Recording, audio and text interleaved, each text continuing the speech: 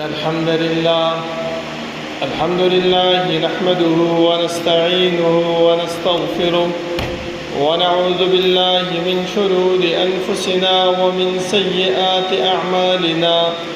من يهده الله فلا مضل له ومن يضلل فلا هادي له، وأشهد أن لا إله إلا الله وحده لا شريك له، وأشهد أن محمدا عبده ورسوله. يا أيها الذين آمنوا اتقوا الله حق تقاته ولا تموتن إلا وأنتم مسلمون. يا أيها الناس اتقوا ربكم الذي خلقكم من نفس واحدة وخلق منها زوجها وبث منهما رجالا كثيرا ونساء،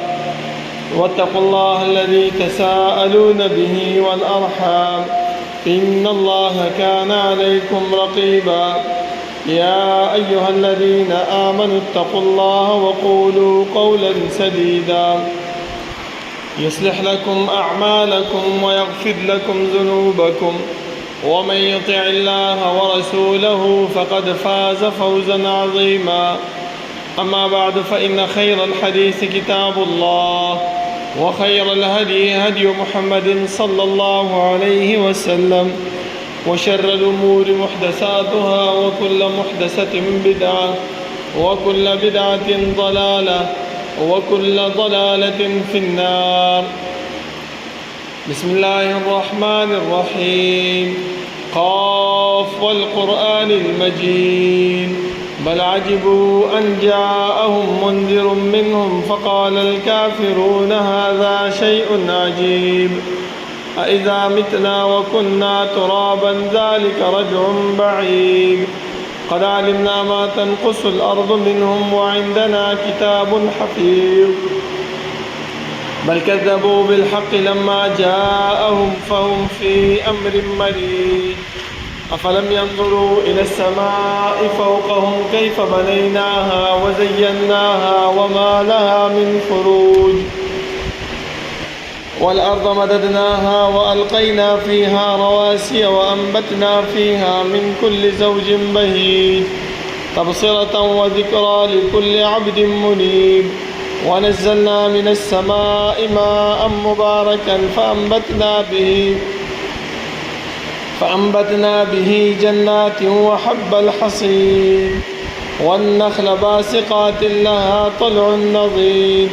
رزقا للعباد. وأحيينا به بلدة ميتا كذلك الخروج. كذبت قبلهم قوم نوح وأصحاب الرس وثمود وعاد وفرعون وإخوان لوط وأصحاب الأيكة وقوم تبع كل كذب الرسل فحق وعيد. أفعينا بالخلق الأول بل هم في لبس من خلق جديد. ولقد خلقنا الإنسان ونعلم ما توسوس به نفسه ونحن أقرب إليه من حبل الوريد. إذ يتلقى المتلقيان عن اليمين وعن الشمال قعيد. ما يلفظ من قول إلا لديه رقيب عتيد. وجاءت سكرة الموت بالحق ذلك ما كنت منه تحيد. ونفخ في الصور ذلك يوم الوعيد. وجاءت كل نفس معها سائق وشهيد. لقد كنت في غفلة من هذا فكشفنا عنك غطاءك فبصرك اليوم حديد. وقال قرينه هذا ما لدي عتيد. ألقيا في جهنم كل كفار عنيد، مناع للخير معتد مريب. الذي جعل مع الله إلها آخر فألقياه في العذاب الشديد. قال قرينه ربنا ما أطغيته ولكن كان في ضلال بعيد. قال لا تختصموا لدي وقد قدمت إليكم بالوعيد. ما يبدل القول لدي وما أنا بظلام للعبيد. يوم نقول لجهنم هل امتلأت وتقول هل من مزيد. وأزلفت الجنة للمتقين غير بعيد. هذا ما توعدون لكل أواب حفيظ. من خشي الرحمن بالغيب وجاء بقلب منيب. ادخلوها بسلام ذلك يوم الخلود لهم ما يشاءون فيها ولدينا مزيد وكم أهلكنا قبلهم من قرن هم أشد منهم بطشا فنقبوا في البلاد هل من محيص إن في ذلك لذكرى لمن كان له قلب أو ألقى السمع وهو شهيد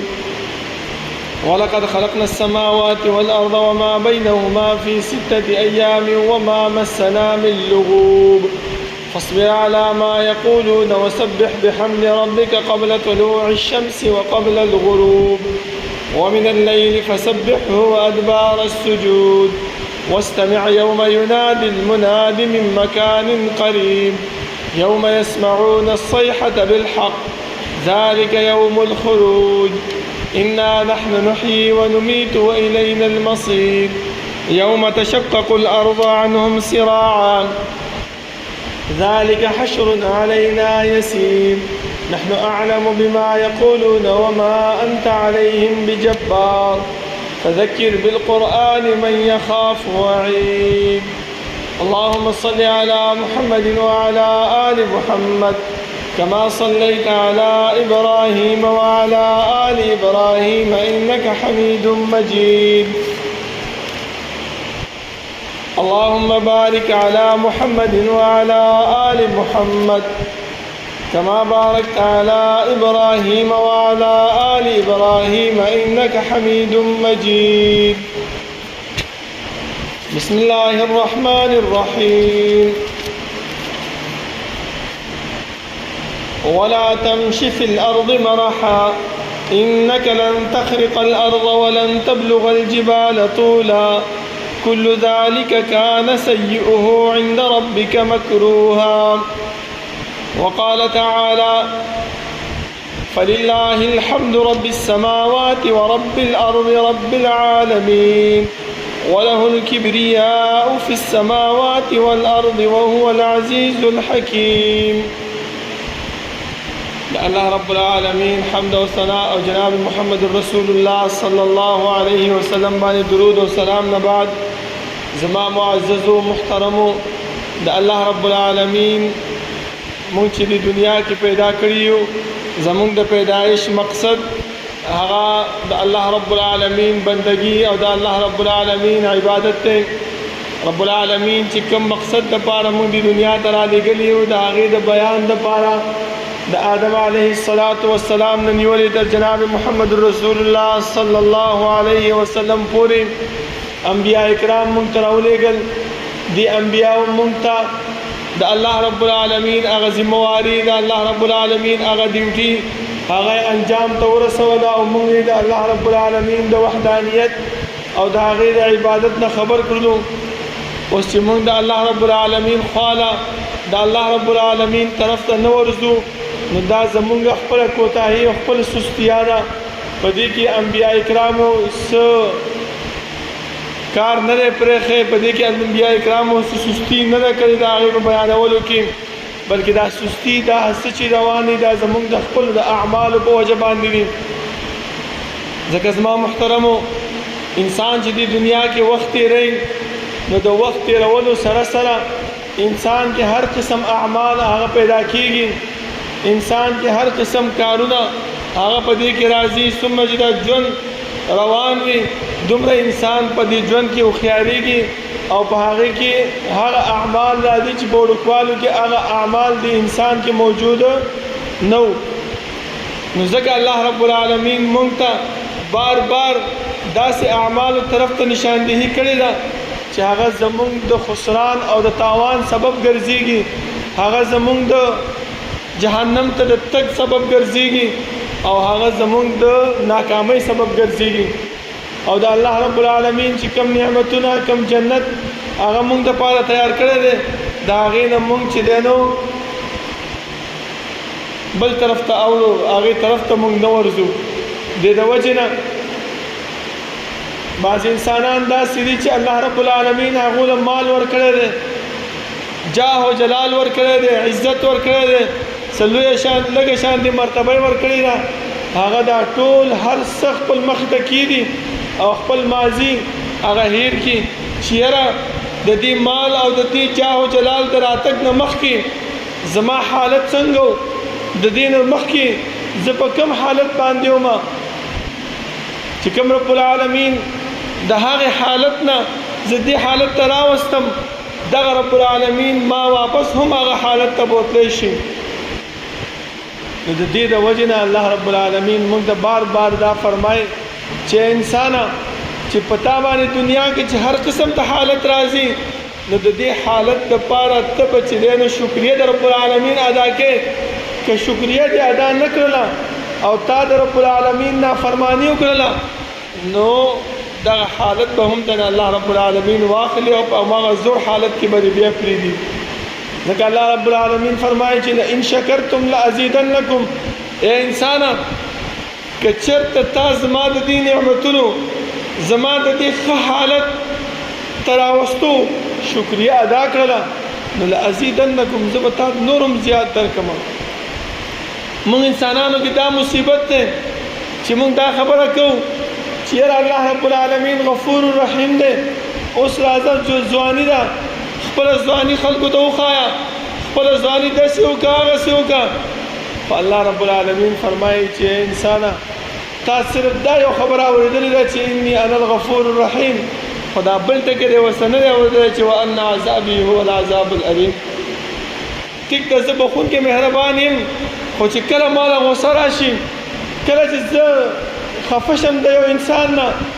نو د هغې خفګان او د هغې غوسې انجام څه ورکوم وان عذابي هو العذاب الالیم زما دا نیونکې زما دا ګرفت دا چې کوم دی نو ډېر سخت دی دا د دې نه خلاصې بیا نشته زما محترمو بیا په هغې کې انسان که هر څومره توبې وباسي هر څومره استغفار وایي خو چې یو ځل الله رب العالمین کوم انسان ته غوسه شو نو د هغې غوسه هغه چې دی نو بیا د بربادۍ سبب ګرځېږي او بربادۍ طرف ته انسان بوځي زما محترمو نو پکار دا دی چې کله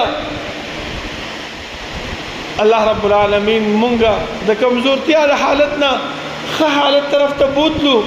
نو د هغې ښه حالت باندې مونږ د الله رب العالمین ته پکار دی چې څه ادا کړو شکریه ادا کړو دا نه چې د الله رب العالمین نافرماني وکړو لکه قارون ته وګورئ الله رب العالمین چې کله هغه ته مال ورکړو کله چې الله رب العالمین جاه او جلال ورکړو کله چې الله رب العالمین هغه ته منصب او مرتبه ورکړله نو څه یې وکړل صرف دغه خبره یې وکړه چې انما اوتیته علی علم عندي چا ورته چې قارونه دا کارونه مه کوه ګوره دا د الله رب العالمین فیصلې دي د الله ورکړه ده چاله څنګه ورکوي چاله څنګه ورکوي په دې باندې الله رب العالمین د دنیا نظام چلی په دې باندې الله رب العالمین د دنیا دا پای چلی په دې باندې الله دا دنیا روانه کړې ده تاله چې الله نن مال درکړی دی ته څه وکړه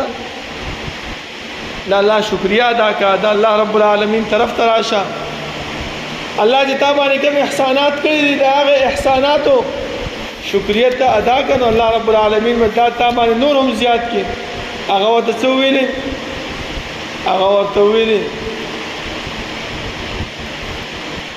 انما اوتیته علی علم عندي دا خو زما د محنت نتیجه ده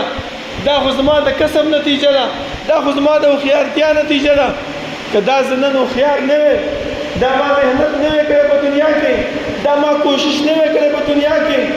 دا ما څنګه میلاوېدلی زه ته نرشه ته تکړی ته وکړه ته دا محنت او دا کوشش وکړه دغه خبره زما محترمو دا د الله رب العالمین نه ده خوښه دغه خبره الله رب العالمین ته ناګواره ګرځېږي دې ته ویل کېږي تکبر زما محترمو ځکه رب العالمین فرمایي چې ولا تمشي فی الارض مراحه تعالی الله رب العالمین جاه و جلال درکو مرتبه یې درکړله عزت یې درکو نو داسې مه ګرځه په دنیا کې چې ته به وایې چې بس یم نو زه یم بل څوک نشته دی نه انک لن تخرق الارض ولن تبلغ الجبال طولا ته دا ځمکه نشي راکنستی او نه چې کوم دی نو د خپل د تکبر سره د غرونو اوچتوالی او بلندۍ ته خطی شي که نن تعالی الله عزت او مرتبه درکړله لکه یو څو روپۍ یو مال او جاه جلال درکړلو په هغې باندې غره کېږه مه بلکې د هغې باندې د الله رب العالمین شکریا ادا کړه کم سوالګر چې ستا خواله راځي کم ضرورتمند ستا خواله راځي د هغه انسان ضرورت پوره کړه ځکه رسول الله صلی الله علیه وسلم هم فرمایي قیامت ورځ ډېره سخته ورځ ده چې هر یو انسان به یو عمل یو نیکۍ ته به محتاج وي چې یاره دا نیکي ما ته میلاو شوی وی دا نیکي ما ته میلاو شوی وی دا عزت ما ته میلاو شوی وی چې دا د عذاب او دا د سختۍ نه زه نن بچ شوی وی خو چې کله په دې ځوانۍ کې په دې ښه حالت کې په دې مالدارۍ کې په دې جاه و جلال کې چې تا د یو کمزوري انسان عزت وکړو د هغې خیال دې وساتلو د هغې سره دې ښېګړه وکړله نو دا نیکي قیامت په ورځ باندې الله رسول صلی الله علیه وسلم فرمایي چې یو نیکۍ ته به انسان چې دی نو هلته محتاج او دا نیکي بیا هلته په کار راځي ځکه الله رب العالمین فرمایي وإن كان ذو عسرة فنظرة إلى ميسرة مونږ کې خو دا مصیبت دی چې کله مونږ د الله رب العالمین سره عزت مرتبه راکړي او چا سره لږه ښېګړه وکړو نو بیا هغې له مونږ دمکي ورکوو هغه چې کوم دی نو مونږ د سمې لارې نه د ښو حالتو نه بد حالت نه هم بدتر کوو ولې هغې د خپله هغه جاه و جلال ښایو هغې د خپل چې دی نو مرتبه ښایو چې ښه تا سره ما دا نیکي وکړله تا سره ما دا کار وکړو تا سره ما هغه کار وکړو ته زما د نیکي او زما د دې ښه والي دا سیده ماله راکړې ته ماله داسې کارونه کې ته ما ته دا کې هغه کې دا ټولې خبرې زما محترم د الله رب العالمین د خوښې نه دي الله څه فرمایي وإن كان ذو عسرة فنظرة إلى ميسرة خاوند تنګستیا دی تا ورسره نیکي وکړله تا ورسره ښېګړه وکړله دا ښېګړې او د دې نیکي اجر ته چا نه واله د الله رب العالمین نه امید وساته دا مه وایه چې یاره دې کس سره ما دا ښېګړه او دا نیکي کړې ده سبا به مال هم په دنیا کې دا داسې کار وکړي او داسې به وکړي ځکه هغه مشهور حدیث دی چې رب العالمین به په د جهنم اور په 3 کسانو باندې بلوي په هغه کې یو هغه سخي دی چې ډېر سخاوت الله رب العالمین ورکړو ډېر مال او دولت یې ورکړو خلکو سره ډېرې نیکیانې کړي ډېر ښېګړې کړي دي خو څه دپاره دې دپاره چې خلک ما ته ښه نوم باندې یاد کړي او چې ما چا سره ښه والی کړی دی او هغه چې کوم دی نو ما پسې خبرې کوي هغه زما بېعزتي کوي هغه زما چې کوم دی نو سپکاوی کوي نو ټیک ده کوي دې که نه ته چې کوم نیکي تا کړې ده د هغې صله د هغې اجر او د هغې ثواب ته د رب العالمین نه واخله او که چېرته د خپل مال طلب دې کې نو په ښه اندازې سره ورته وکړه او که تا هغه سره نه وي نو رب العالمین فرمایي چې فنظرة إلى میسرة لږ انتظار ورته وکړه لږ صبر ورته وکړه څه شي دپاره چې ده سره هم الله رب العالمین مال ورکړي ده هم الله رب العالمین وس ورکړي ده هم الله رب العالمین طاقت ورکړي نو د هغې مال او د هغې طاقت په وجه باندې به دا ستا دغه وکړي خو که نه ته هغه تنګې ته هغې باندې زیاتي کې ته هغه ته چې کوم دی دمکي ورکې ته هغه ته چې دی نو خپل مال او جاه او جلال هغه ښکاره کې چې یاره زه به داسې داسې وکړم او زه به دې هغه وکړم نو په دې باندې رب العالمین هم ناراضه کېږي او ستا چې کومه نیکي ده تا ده سره کړې ده هغه نیکي هم هباء منصوره ګرځي زما محترمو دغه وجه ده دې شي ته ویلی کېږي څه شی تکبر او حدیث کې راځي تکبر څه شی څنګه راځي په انسان کې یو څو وجو باندې انسان کې تکبر راځي هغه اولنۍ خبره دا ده چې انسان خپل ځان څه وګڼي لوی وګڼي چې یاره په دې دنیا کې یم نو بس زه یم بل څوک په دې دنیا کې شته دی نه دا چې زما نور کسان چې دي دا زما نه ښکته دي دا زما نه کمزوري دي لکه قارون ته ما مخکې مثال تاسو د قارون درکو مال او دولت الله ورکو خلکو ورته وویل چې قارونه لږ خیال وکړه لږ په دې باندې نظر ثاني وکړه ګوره الله رب العالمین چې ښه حالت د باندې راوستی دی خو ده ورته څه ویلي انما اوتیته على علم هغه خلکو چې کوم خلکو ده ته ویلي اولم يعلم ان الله قد اهلك من قبله من القرون تا ته پته نشته ستانه مخکې الله رب العالمین هم په دې تکبر باندې هم په دې لوی باندې هم په دې نظر باندې چې خلکو ته به په سپکاوي کتلو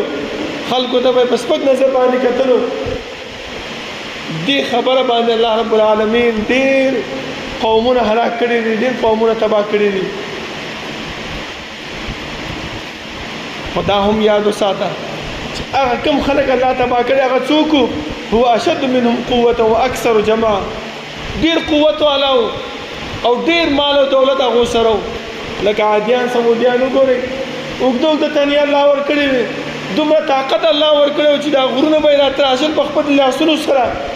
نن سبا هم تاسو لاړ شئ سعودي ته او دا د علا مقام چې کوم دی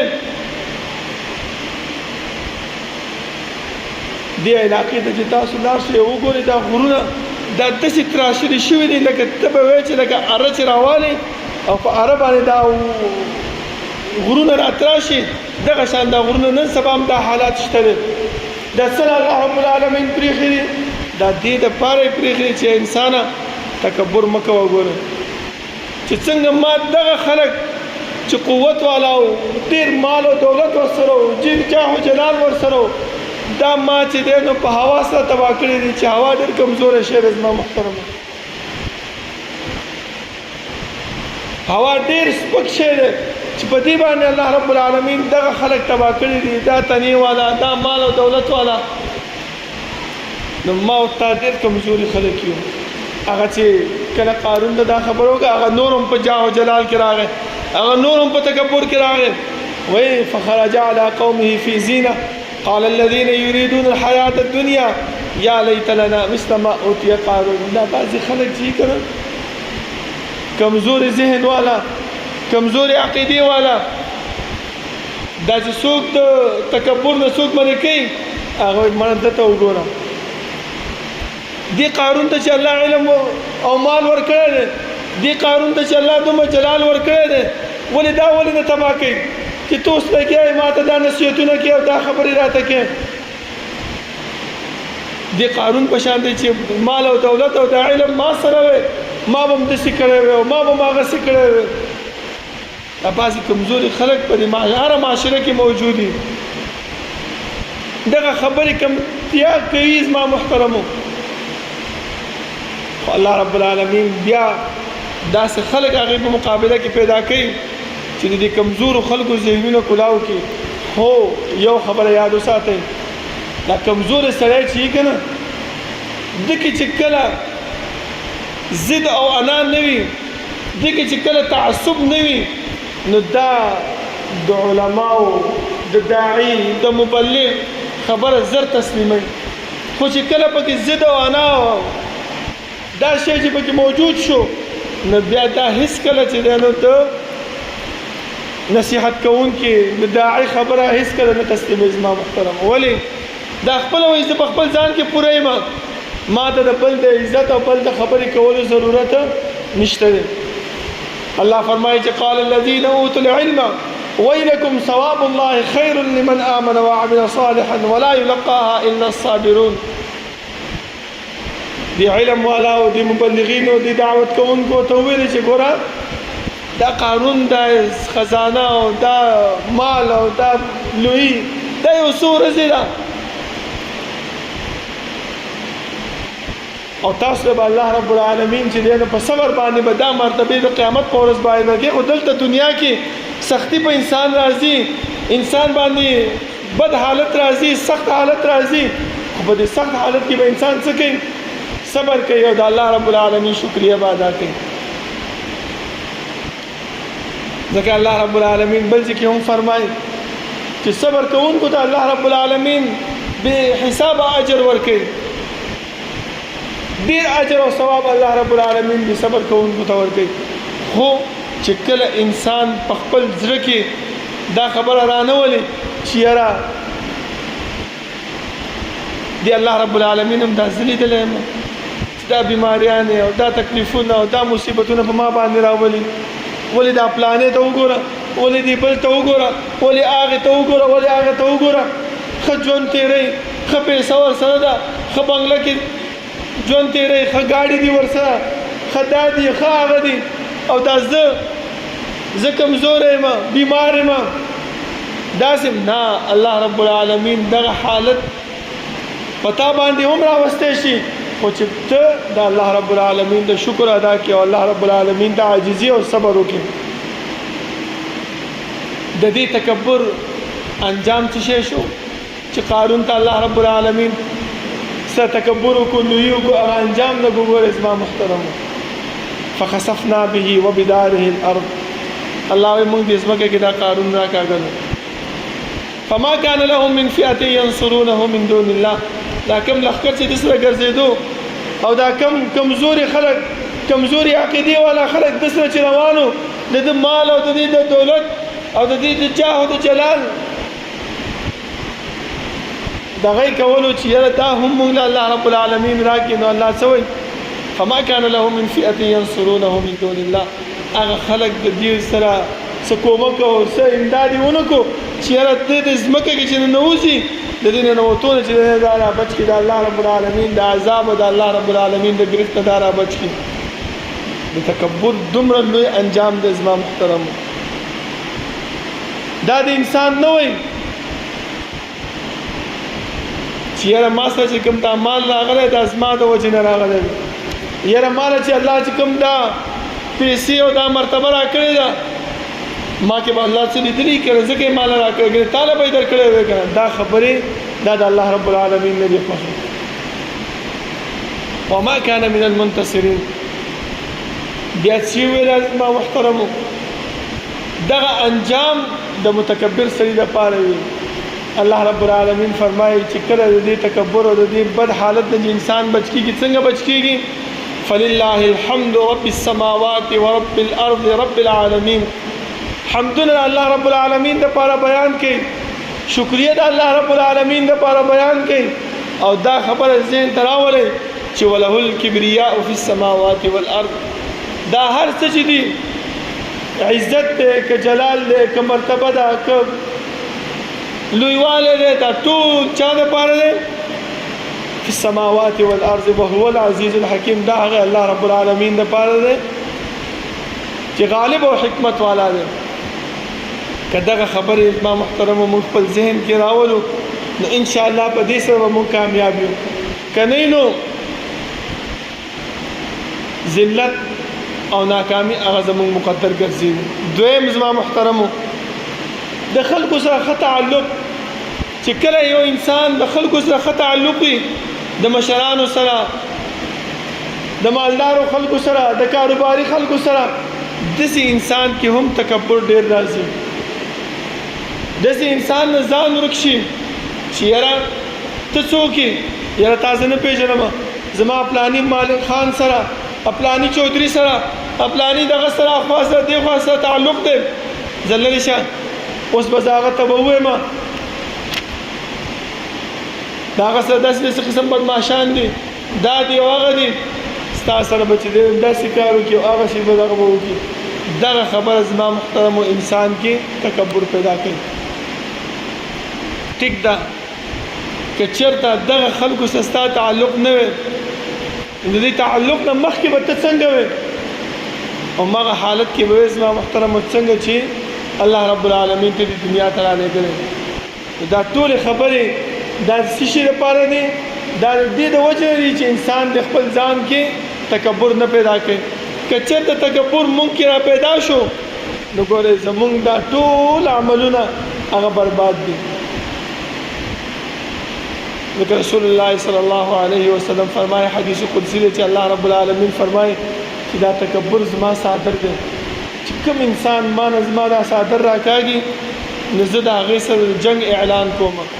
څوک تیار دی چې د الله رب العالمین سره مقابله وکړي، د الله رب العالمین سره جنګ وکړي؟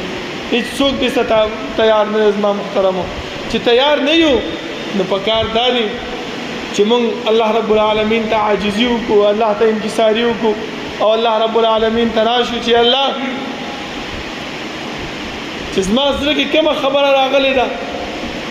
زه تا نه د دې معافي غواړم ځکه رسول الله صلی الله علیه وسلم موږ ته دا دعا ښودلې ده اللهم إني أعوذ بك من أن أشرك بك شيئا وأنا أعلم وأستغفرك لما لا أعلم الله زه پناه غواړم تا باندې د هغه شرک نه چې ما ته پته ده او زه بخښنه غواړم تا نه د هغه شرک او د هغې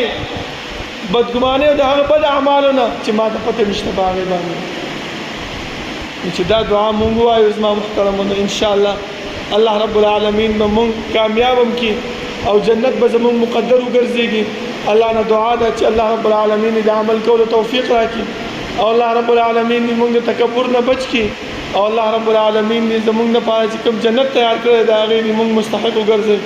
اقول قولي هذا واستغفر الله لي ولكم ولسائر المسلمين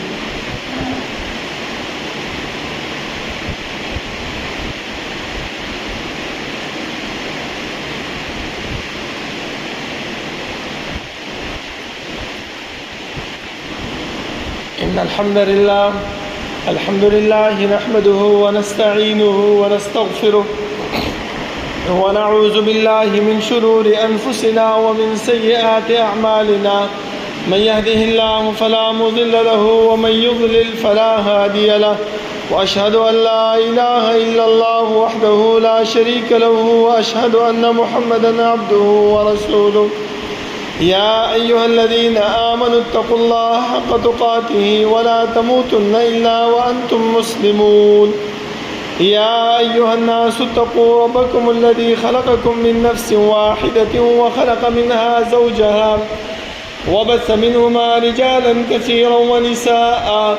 واتقوا الله الذي تساءلون به والأرحام إن الله كان عليكم رقيبا يا أيها الذين آمنوا اتقوا الله وقولوا قولا سديدا يصلح لكم أعمالكم ويغفر لكم ذنوبكم ومن يطع الله ورسوله فقد فاز فوزا عظيما أما بعد فإن خير الحديث كتاب الله وخير الهدي هدي محمد صلى الله عليه وسلم وشر الأمور محدثاتها وكل محدثة بدعة وكل بدعة ضلالة وكل ضلالة في النار زما محترمو انسان کې تکبر چې راځي دا په څه وجه باندې راځي چې کله د انسان یو حالت وي او الله رب العالمین د دې انسان دا حالت بدل کې او ښه حالت طرف ته راولي نو په دې انسان کې تکبر پیدا کېږي د دې انسان نه خپله ماضي هېره شي چې یاره زما ماضي څنګه وه هغه هم د حال او مستقبل ته ګوري چې یاره مستقبل کې به زه دا کوم او دا به کوم او دا به کوم لیکن الله رب العالمین څه فرمایي چې کوم انسان تکبر کوي د هغې انجام اخروي څه شی دی په دنیا کې خو الله رب العالمین هغه ذلیله کوي خو اخروي انجام واورئ زما محترمو الله فرمایي چې ان الذين كذبوا بآياتنا واستكبروا عنها لا تفتح لهم ابواب السماء د اسمان دروازې هغه ته نه کلاویږي د هغې نه چې کله روح واغستی شي اسمان د دنیا ته لاړ شي هم د هغه ځای الله رب العالمین واپس راوغورځوي کومه وخته پورې نه کلاویږي ولا يدخلون الجنه جنت به نه داخلېږي تر کوم وخته پورې حتی یلج الجمل فی سم الخیاط چې اوښ د ستنې په دې دغه کې نه ننوځي تر هغه وخته پورې دا انسان متکبر انسان چې کوم نه اسمان دروازې کلاویږي او نه جنت ته داخلېږي بل زما محترمو قیامت کې دته څه فائدہ نه ملاويږي ځکه الله رب العالمین فرمایي چې ونادى اصحاب الاعراف رجالا يعرفونهم بسيماهم قالوا ما اغنى عنكم جمعكم وما كنتم تستكبرون دا اعراف والا چې کوم دي چې نه جنت ته الله داخلي او نه جنت ته او نه جهنم ته داب دي اعراف په دیوال باندې الله رب العالمین کې نولې وي دی یو بل پیژني او دی یو بل ته وایي چې جنت ته ګوري هغه خلک هم به تخکاري جهنم ته ګوري مخکاري جهنميان ته به وایي چې ها څنګه چل دی ستاسو هغه تکبر څه شو چې دنیا کې ځان ښودلو دنیا کې چې لوی کوله څه انجام دی اوس سوځېږي د جهنم کې دغه قیامت په ورځ باندې هم دا تکبر په کار نه راځي نو چې نه راځي زما محترمو نو ولې موږ دنیا خپل برباده کړو آخرت خپل برباد کړو دې طرف ته توجه پکار دی لکه نن سبا تاسو وګورئ دا د قرباني ورځې تېرې شوې بعضې خلکو په دې قربانۍ کې ډېرې خبرې کړې دي لوی لوی خبرې کړي چې ګرانه ده او داسې ده او هغسې ده. پکار دا دی چې موږ په دې باندې ډېر استغفار ووایو، الله رب العالمین ته عاجزي او انکساري وکړو چې زموږ نه کوم د خولې نه کومه تکبرانه خبره وتې ده چې رب العالمین دې هغې نه باندې موږ ته معافي وکړي او دا زموږ قرباني الله رب العالمین خپل دربار کې قبول کړي. ځکه صحابه کرامو چې کوم عمل به وکړو نو تر ډېر وخته پورې به د رب العالمین نه به د هغې د قبولیت سوال کوو. لکه ابراهیم علیه السلام او اسماعیل علیه السلام چې کله بیت الله جوړه کړله اولنۍ خبره دا وکړه چې ربنا تقبل منا انک انت السمیع العلیم. الله دا ورکوټ شان عمل هم کړی دی، خپل دربار کې رانه قبول کړه. دا د قرباني عمل چې موږ وکړو دعا پکار ده چې الله خپل دربار کې زموږ نه قبول کړه او کومه کوتاهي او کوم تکبرانه خبرې الفاظ چې زموږ د خولې نه وتې په هغې باندې موږ ته معافي او بخښنه وکړه. الله رب العالمین نه دعا ده چې رب العالمین دې د عمل کولو توفیق راکړي او الله رب العالمین دې تکبر نه موږ وساتي او الله رب العالمین دې موږ کې عاجزي او انکساري پیدا کړي چې موږ د الله رب العالمین مخې ته په خوشحالۍ سره ورشو او جنت زموږ مقدر وګرځېږي. ربنا لا تزغ قلوبنا بعد إذ هديتنا وهب لنا من لدنك رحمة إنك أنت الوهاب. ربنا اغفر لنا ولإخواننا الذين سبقونا بالإيمان ولا تجعل في قلوبنا غلا للذين آمنوا ربنا إنك رؤوف رحيم. ربنا لا تؤاخذنا إن نسينا واخطأنا ربنا ولا تحمل علينا إصرا كما حملته على الذين من قبلنا ربنا ولا تحملنا ما لا طاقة لنا به واعف عنا واغفر لنا وارحمنا أنت مولانا فانصرنا على القوم الكافرين. صفونه برابر کې نږدې ودرېږي.